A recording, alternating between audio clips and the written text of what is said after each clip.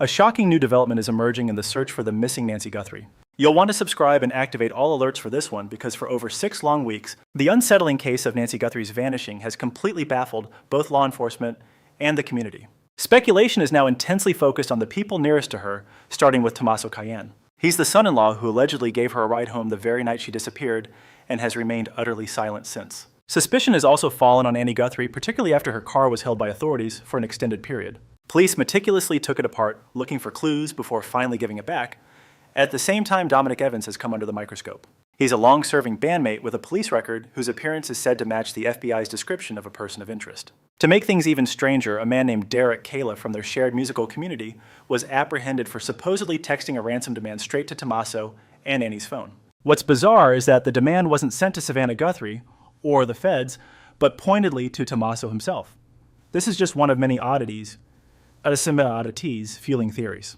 People next door claim one part of their Ring camera setup mysteriously failed the night Nancy vanished, specifically the camera aimed at her house, while all other cameras worked perfectly. Back at Nancy's residence, detectives found that her nightly heart medication had not been taken when they checked the next day. Her hearing aids were discovered there as well, which begs the chilling question of how an 84-year-old woman was supposedly led into the desert, unable to hear. Following 42 days of intense searching, officials had processed over 40,000 tips and analyzed roughly 10,000 hours of video recordings. A special task force operating out of a federal center brought in the FBI Customs and Border Protection cadaver dogs and even genetic genealogy experts.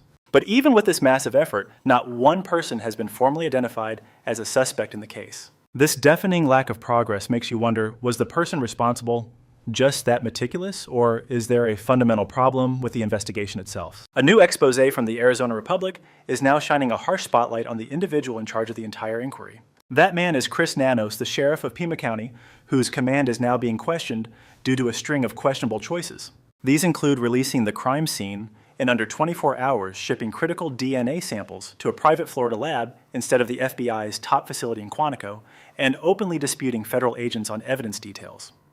What's really fueling the fire is Nanos' own past. Long before Nancy Guthrie ever vanished, the sheriff's professional life kicked off with a rocky beginning. Back in 1976, at only 20 years old, he became an officer in El Paso, Texas, taking on undercover jobs where he acted as a decoy for muggers and narcotics sellers. In those first few years wearing the badge, his disciplinary record started to become a major issue. Documents uncovered by reporters revealed that within a 6-year window, he was suspended for a combined total of 37 days. His violations ran the gamut from being late and causing trouble to gambling while off the clock and facing charges of defying orders. A particular event toward the conclusion of his tenure with that police force stood out as exceptionally grave. Internal memos state that Nanos purportedly kicked a robbery suspect so hard during an arrest that the man ended up in the intensive care unit. That incident led to a 15-day suspension, which remains the most severe punishment documented in his file. His superiors back then pointed to a wider trend they called consistent inefficiency, hinting that the department was getting ready to fire him. Nanos quit in 1982 before they could make that move, but later on issues arose concerning inconsistencies in his work history. The resume he made public claimed his exit from the El Paso Police Department happened 2 years later in 1984. When the Arizona Republic pressed him on that discrepancy just recently, officials from the department explained it away as a simple clerical mistake, not a deliberate effort to deceive anyone. Yet that explanation has done almost nothing to silence the fresh scrutiny into the beginnings of the sheriff's law enforcement career. Following his move to Arizona, Nanos managed to slowly restore his professional standing among his peers in policing. Through the years, he worked his way up the ladder in Pima County, ultimately winning the sheriff's position and taking charge of one of the area's biggest departments. But trouble seemed to trail him even in his later career. In 2015, the FBI initiated a probe into his department concerning the suspected misuse of civil asset forfeiture funds. This is cash taken during criminal investigations that is supposed to be used for law enforcement activities. Federal agents quickly unearthed some disturbing information while digging into the department's spending habits. Official accounts allege that hundreds of thousands of dollars were rerouted for costs that had very little to do with actual police work. A portion of that money was apparently spent on extravagant awards dinners. Meanwhile, another $20,000 was used to construct a professional-grade kitchen within the department to run an on-site cafe. That very cafe was reportedly linked to the niece of one of the sheriff's highest-ranking deputies. This raised serious questions about a possible conflict of interest, and the scandal blew up in 2016 after Chief Deputy Chris Radke was indicted on federal charges tied to the probe. In a tragic turn, Radke ended his own life before the case concluded. While Chris Nanos was never criminally charged, The entire affair happened inside his department on his watch, and his response to the federal inquiry attracted a great deal of notice. During an interview with a Tucson TV station, he publicly slammed the FBI's efforts using severe language to describe their investigation and voicing his profound anger with the Bureau. A bitter grudge against the FBI may have tainted Sheriff Nanos' judgment, a sentiment born from a past inquiry according to his former chief deputy, Richard Castigar. Castigar asserted that the sheriff's deep-seated suspicion of federal agents persisted long after the official investigation concluded. Those following the current case speculate that this very tension could be shaping his department's cooperation with federal partners now. The political environment enveloping the sheriff had grown increasingly chaotic as well. In the 2024 election cycle, Nanos encountered a formidable opponent from his own department when Lieutenant Heather Leapin declared her candidacy. Mere weeks before Election Day, Leapin found herself on administrative leave, confined to her residence during work hours, which effectively crippled her campaign efforts. Simultaneously, the deputy's union president, Sergeant Aaron Cross, was suspended for holding a sign critical of the sheriff. Both Leapin and Cross retaliated by filing federal lawsuits. County Supervisor Matt Hines urged the state attorney general and the U.S. attorney to investigate these suspensions as possible election interference. Despite the uproar, Nanos secured his re-election by an incredibly slim margin of just 481 votes, an outcome that only magnified the rifts within his department. Even prior to the start of the Guthrie case, a stunning vote of no confidence had already been cast by the very deputies serving under his command. An overwhelming 85 out of 86 deputies declared they lacked faith in his leadership, a result that spoke for almost the entire force. This highlighted the profound internal friction that existed well before Nancy Guthrie's disappearance became a national headline. The moment Nancy vanished, Nanos made a personal appearance at her residence, a move he later admitted was abnormal for a missing person case, making his initial reaction seem quite resolute. Detectives from the homicide unit were called in right away once evidence pointed to the possibility of a violent encounter. Bloodstains discovered by the doorway were confirmed to be Nancy's, and detectives also learned her doorbell camera had been forcibly torn away. Inside, her essential medications were left completely undisturbed in the kitchen, suggesting a calculated and intentional act had taken place. Nevertheless, detractors contend that the management of the scene in the subsequent hours introduced serious complications for the investigation. Rather than preserving the home for a thorough forensic analysis, the property was cleared and released in under 24 hours. Forensic specialists note that when an elderly person is missing and biological evidence is present, a crime scene is usually sealed for an extended duration. After the property was released, a sequence of events occurred that authorities believe might have jeopardized crucial evidence. A pool cleaning service showed up at the residence, even though they apparently had no prior history of working at that address. A team of landscapers came with their gear, and a meal delivery was even dropped off at the home. Additionally, a home health aide went inside the house, while journalists managed to get close enough to snap pictures of bloodstains near the entryway.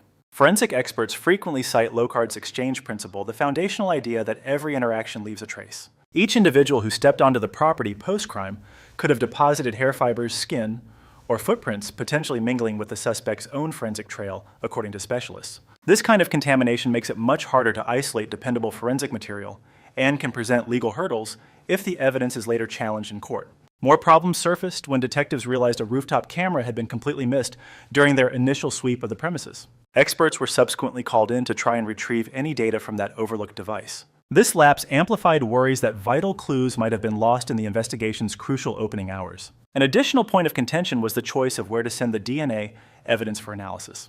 The Sheriff's Department opted for a private lab in Florida, bypassing the FBI's sophisticated facility in Quantico for processing biological samples. Nanos publicly stated his desire was to have all the samples handled at a single facility instead of dividing them among different labs. He added a warning that DNA results could require months or potentially more time, a decision that legal professionals have since questioned. In a television appearance, former Arizona Supreme Court Justice Andrew Gould proposed that specific choices made in the case might have impeded the investigation's momentum. In the meantime, the discovery of a pair of gloves about 2 miles from Nancy's home briefly ignited hopes for a major break in the case. Subsequent DNA analysis showed the genetic material belonged to a food service worker entirely unrelated to the investigation. The situation grew more muddled as contradictory claims about the evidence started to surface in news reports. Sources at the federal level reported a glove was found inside the house, a claim Nanos flatly denied, insisting no such discovery was ever made there. These conflicting narratives left the public perplexed as to how two agencies on the same case could offer such divergent facts. Official communications about the case also evolved. Initially, Nanos declared that everyone was considered a person of interest. Only a fortnight later, he reversed course, announcing the Guthrie family was no longer under suspicion and labeling any such theories as cruel and unjust. During that same period, however, detectives were allegedly still searching the family's property and inspecting their car. Multiple national media outlets later claimed that surveillance footage hinted at a masked figure approaching Nancy's home on several occasions before her disappearance. The sheriff's office brushed these reports aside as mere speculation, but critics argue the inconsistent statements have sown confusion about the investigation's actual progress. Retired FBI agents monitoring the case believe these communication breakdowns have diverted focus from the actual evidence itself. One former agent claimed the relentless media spotlight on Nanos' interviews effectively hijacked the narrative, making the sheriff the main character instead of the crime. Another expert warned that internal friction within the department could be dangerously disrupting the flow of information between investigators and their superiors. This volatile dynamic erupted into a major concern when sensitive details about a secret pacemaker tracking operation were suddenly leaked to the public.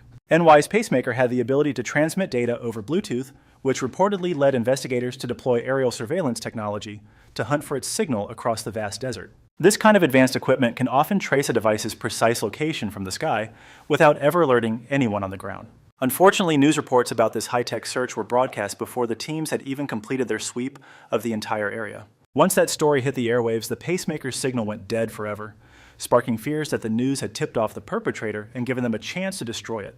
With the pacemaker signal gone, the search narrowed to a 2-mile radius around Nancy Guthrie's house, but a pivotal new clue surfaced just beyond that perimeter. A couple residing about 2.5 miles away on Camino Royale later found their Ring camera had recorded a vehicle driving past their house at 2:36 a.m. the very morning Nancy disappeared.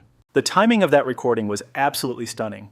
It was mere minutes after her pacemaker sent out its very last signal. In a world that moves fast and often feels overwhelming, it's easy to forget the quiet lessons that shape who we are. True growth doesn't always come from grand achievements. It often begins in the smallest moments, choosing kindness over anger, patience over frustration, and courage over fear.